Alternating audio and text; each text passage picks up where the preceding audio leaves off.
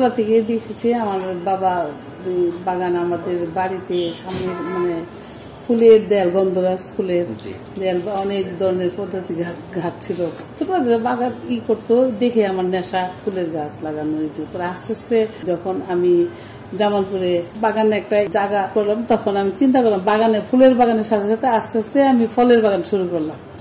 বরং ফলের বাগানের সাথে জায়গা তো আস্তে আস্তে আমি ডেভেলপ, গবাদি পশু, পুকুর, কৃষি সবকিছু হয়ে গেছে।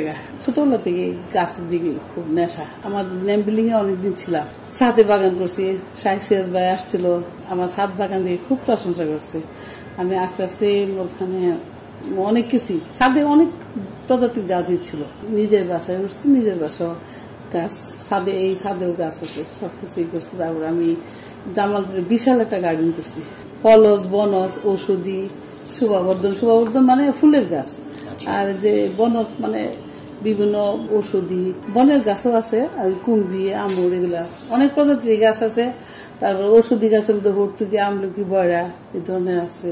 আম, জাম, কাঁঠাল, লিচু, মানে এমন কোন গাছ বাদ নাই, সব গাছই আমার বাগানে আছে। যেখানে যেতাম, যে থাইল্যান্ড প্রায় আমরা যাই বছরে একবার, চাকা পর্যন্ত গাছ দেখলে যেটা আমার বাগানে সেটা আমি নিয়ে আসবো।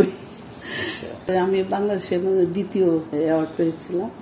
আমি এই যে একটা অ্যাভাকাডো গাছ আছে, ফল বাইরের, আমেরিকারই। তারপরে আপেল গাছও আছে, আপেল ইন্ডিয়া থেকে নিয়ে আসছি।